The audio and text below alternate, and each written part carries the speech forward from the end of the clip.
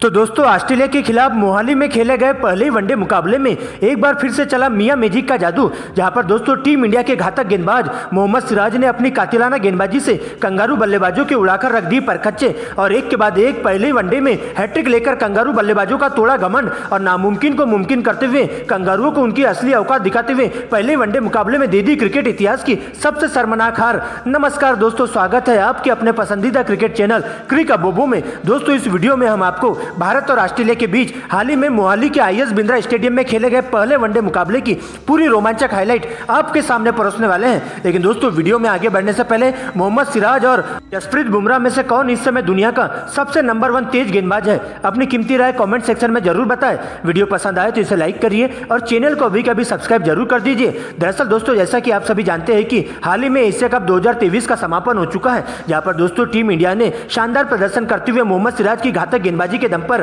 श्रीलंका की टीम को 10 विकेट से रौंद दिया था और उसे पूरी तरह से निस्तनाबूद कर दिया था। और इस जीत के साथ ही टीम इंडिया ने 8वीं बार एशिया कप 2023 की ट्रॉफी पर अपना कब्जा जमा लिया है। लेकिन दोस्तों इसके जस्ट बाद ही कंगारू की टीम भारत दौरे पर आई हुई है, जहां पर दोस्तों दोनों टीमों के बीच 3 वनडे मुकाबलों की रोमांचक सीरीज खेली जाने वाली है। ऐसे में दोस्तों आगामी वनडे वर्ल्ड कप को देखते हुए दोनों टीमें एक दूसरे को परखने के लिए अच्छा खासा अवसर मिल चुका है, जहां पर दोस्तों टीम इंडिया की कमान पहले वनडे में केएल राहुल के कंधों पर सौंपी गई थी, तो वही दोस्तों पैट कमिंस ऑस्ट्रेलिया के लिए कप्तानी करते हुए देखे गए थे। दोस्तों इसके बाद मोहाली में दोपहर 1:30 बजे टॉस किया जाता है, सिक्का उछाला जाता है और सीधा ऑस्ट्रेलिया के कप्तान पैट कमिंस के पक्ष में जाकर गिरता है, जहां पर टॉस जीतकर कमिंस पहले गेंदबाजी करने का फैसला करते हैं, तो वही दोस्तों टीम इंडिया को बल्लेबाजी करने का न्योता दिया जाता है। दोस्तों इसके बाद भारतीय पारी का आगाज करने के लिए टीम इंडिया के 2 धाकड़ युवा ओपनर बल्लेबाज शुभमन गिल और ईशान किशन मैदान पर आते हैं, तो वही दोस्तों कंगारू टीम के लिए कप्तान पैट कमिंस पहले ओवर की गेंदबाजी करने के लिए आते हैं। यहाँ पर दोस्तों उनका सामना होता है शुभमन गिल से और ओवर की पहली गेंद पर रिवर्स स्विप खेलने के चक्कर में शुभमन गिल तेज गति से आती हुई गेंद सीधा उनके पैड से जाकर लगती है,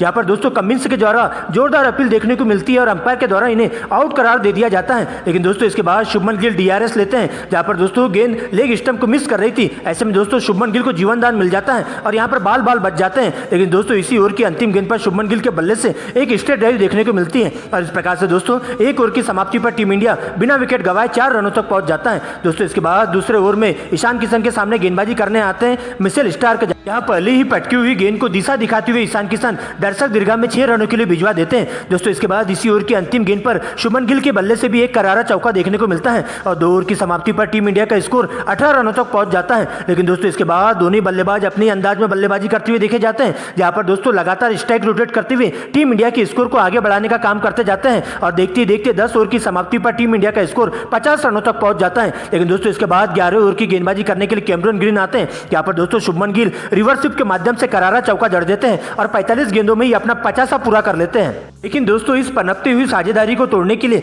12वें ओवर की गेंदबाजी करने के लिए ऑस्ट्रेलिया के मीडियम तेज गेंदबाज मार्क स्टोइनिस आते हैं और आते ही टीम इंडिया पर पूरी तरह से काल बनकर टूट पड़ते हैं, जहां पर दोस्तों ओवर की पहली गेंद पर टीम इंडिया की बड़ी मछली का शिकार कर जाते हैं, जहां पर दोस्तों तेज गति से फेंकी गई गेंद अंदर की तरफ आती है और शुभमन गिल के स्टंप को उखाड़ कर ले जाती है और इस प्रकार से शुभमन गिल मात्र 52 रन बनाकर पवेलियन का रास्ता नाप लेते हैं। लेकिन दोस्तों ईशान किशन अभी भी अंगद की तरह डटे हुए रहते हैं और अब उनका साथ देने के लिए कप्तान केएल राहुल मैदान पर आते हैं, जहां पर दोस्तों दोनों ही बल्लेबाज मिलकर लगातार स्ट्राइक रोटेट करते हुए देखे जाते हैं और अच्छी गेंदों को छोड़ते हुए खराब गेंदों पर बड़ा शॉट मारना चालू कर देते हैं। इसके साथ ही दोस्तों टीम इंडिया के स्कोर को आगे बढ़ाने का काम करते जाते हैं और देखते देखते टीम इंडिया का स्कोर 20 ओवर की समाप्ति पर 1 विकेट गंवाकर स्कोर बोर्ड पर 110 रनों तक पहुंच जाता है। लेकिन दोस्तों इसके बाद दोनों बल्लेबाज अपना तूफानी अंदाज दिखाते हैं, जहां पर दोस्तों अपना गुस्सा 7वें आसमान पर दिखाते हुए कंगारू टीम के तेज गेंदबाजों के साथ साथ स्पिन गेंदबाजों पर पूरी तरह से हावी हो जाते हैं, जहां पर दोस्तों सबसे पहले केएल राहुल एक ही ओवर में 3 लगातार चौके जड़ देते हैं, तो भाई दोस्तों 28वें ओवर में ईशान किशन भी धुआंधार अंदाज में बल्लेबाजी करते हुए देखे जाते हैं और पहली गेंद पर करारा छक्का लगाते हुए मात्र 57 गेंदों में अपना 50वां पूरा कर लेते हैं और देखते देखते दोनों बल्लेबाजों के बीच में 100 रनों की अटूट साझेदारी पूरी हो जाती है। लेकिन दोस्तों इसी बीच 30वें ओवर की गेंदबाजी करने के लिए मार्क स्टोइनिस आते हैं और अच्छी लय में दिखाई दे रहे केएल राहुल को 51 रनों के निजी स्कोर पर कैच आउट करवा देते हैं, जिसके बाद दोस्तों सूर्य कुमार यादव मैदान पर आते हैं। लेकिन दोस्तों अभी भी ईशान किशन अंगद की तरह डटे हुए रहते हैं और कंगारू टीम के तेज गेंदबाजों का डटकर मुकाबला करते हुए चले जाते हैं, जहां पर दोस्तों सूर्य कुमार यादव आते ही तूफानी अंदाज में बल्लेबाजी करते हुए देखे जाते हैं और ईशान किशन के साथ मिलकर धुआंधार अंदाज में बल्लेबाजी करते हुए दोनों ही बल्लेबाजों के द्वारा चौके छक्कों की झड़ी लगा दी जाती है। यहाँ पर दोस्तों सबसे पहले ईशान किशन धीरे धीरे अपने अर्धशतक से शतक की ओर पहुंचने लगते हैं, तो वही दोस्तों सूर्य कुमार यादव 40वें ओवर में ताबड़तोड़ अंदाज में बल्लेबाजी करते हैं, जहां पर दोस्तों एक ही ओवर में 2 छक्के और 2 चौके लगाते हुए 20 रन बटोर लेते हैं। इस तरह से 40 ओवर की समाप्ति पर टीम इंडिया का स्कोर 2 2 विकेट के नुकसान पर 245 रनों तक पहुंच जाता है। लेकिन दोस्तों इसके बाद 41वें ओवर में एक बार फिर से कप्तान पैट कमिंस गेंदबाजी करने आते हैं और आते ही टीम इंडिया की बड़ी मछली का शिकार करते हैं। जहां पर दोस्तों ओवर की पहली गेंद पर एक यार्कर गेंद पटककर सूर्य कुमार यादव को क्लीन बोल्ड कर देते हैं, जहां पर सूर्य कुमार यादव 35 रन बनाकर पवेलियन का रास्ता नाप लेते हैं। लेकिन दोस्तों इसके बाद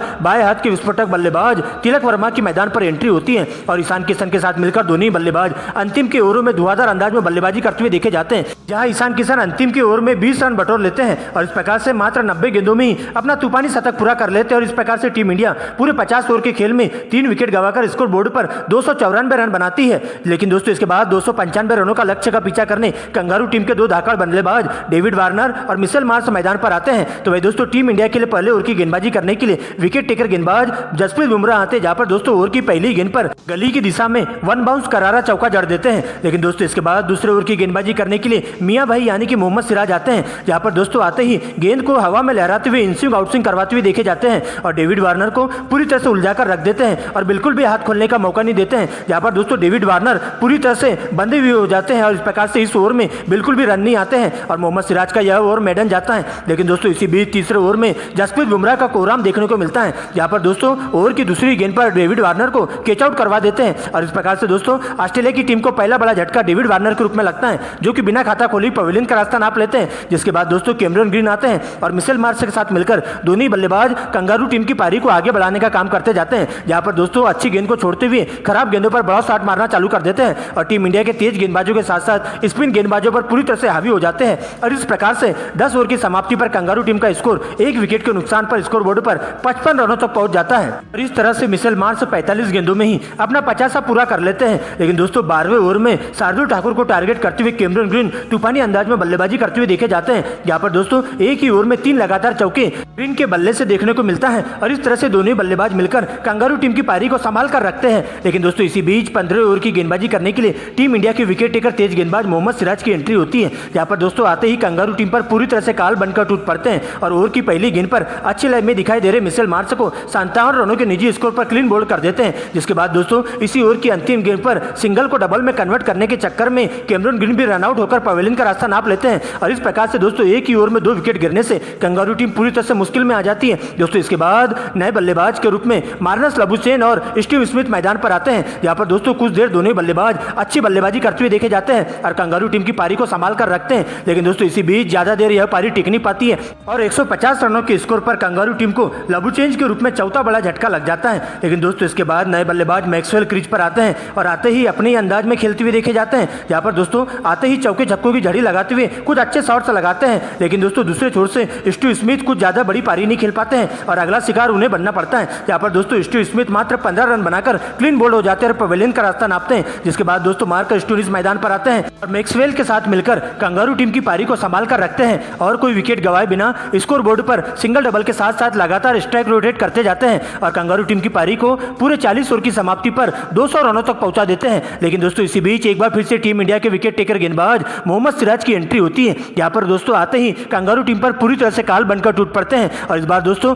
एक ही ओवर में ऑस्ट्रेलिया की 2 बड़ी मछली का शिकार कर जाते हैं, जहां पर दोस्तों अच्छी लाइन में दिखाई दे रहे मैक्सवेल को 40 रनों के स्कोर पर बड़ा शॉट मारने के चक्कर में कैच आउट करवा देते सीमा रेखा के पास। तो वही दोस्तों इसी ओवर की अंतिम गेंद पर ऑस्ट्रेलिया के विकेट कीपर बल्लेबाज एलएस कैरी अपना सस्ते में विकेट खो बैठते हैं, जहां पर दोस्तों तेज गति से फेंकी गई गेंद पर करारा शॉट मारने के चक्कर में एलबीडब्ल्यू आउट होकर पवेलियन का रास्ता नाप लेते हैं। लेकिन दोस्तों इसके बाद नए बल्लेबाज के रूप में ऑस्ट्रेलिया के हरपन मौला टीम डेविड की एंट्री होती है, जहां पर दोस्तों मार्कस स्टोनिस के साथ मिलकर दोनों बल्लेबाज ऑस्ट्रेलिया की पारी को संभाल कर रखते हैं, जहां पर दोस्तों दोनों बल्लेबाज अंतिम के ओवरों में धुआंधार अंदाज में बल्लेबाजी करते हुए देखे जाते हैं और अच्छी गेंदों को छोड़ते हुए खराब गेंदों पर बड़ा शॉट मारना चालू कर देते हैं और देखते देखते टीम के स्कोर को 45 ओवर की समाप्ति पर 6 विकेट के नुकसान पर स्कोर बोर्ड पर 245 रन बना लेती है और इसके बाद कंगारू टीम को इस मुकाबले में जीत हासिल करने के लिए अगले 5 ओवरों में पूरे 50 रनों की दरकार होती है। लेकिन दोस्तों कंगारू टीम के बल्लेबाज टीम इंडिया के तेज गेंदबाजों के सामने पूरी तरह से धाराशायी होते हुए दिखाई देते हैं और एक के बाद एक सस्ते में अपना विकेट गंवाते हुए चले जाते हैं और एक प्रकार से कंगारू टीम के बल्लेबाज टीम इंडिया के तेज गेंदबाजों के सामने घुटने टेकते हुए दिखाई देते हैं। लेकिन दोस्तों दूसरे छोर से अभी भी टीम डेविड मैदान पर खड़े रहते हैं और अंतिम तक धुआंधार अंदाज में बल्लेबाजी करते हुए चले जाते हैं और देखते ही देखते कंगारू टीम को 49 ओवर में 80 रनों तक पहुंचा देते हैं। लेकिन दोस्तों इसी बीच अंतिम ओवर की गेंदबाजी करने के लिए मोहम्मद सिराज आते हैं, जहां पर दोस्तों पहली 2 गेंदों पर टीम डेविड एक छक्का और एक चौके की मदद से 10 रन बना लेते हैं। लेकिन दोस्तों इसके बाद अंतिम की 4 गेंदों में मोहम्मद सिराज 4 विकेट लेकर इस पारी को अंत कर देते हैं और इस प्रकार से दोस्तों टीम इंडिया इस मुकाबले में रोमांचक तरीके से जीत हासिल कर लेती है। यहाँ पर दोस्तों 6 विकेट लेने वाले मोहम्मद सिराज को प्लेयर ऑफ द मैच घोषित किया जाता है और इस प्रकार से टीम इंडिया इस मुकाबले में 5 रनों से जीत हासिल कर लेती है।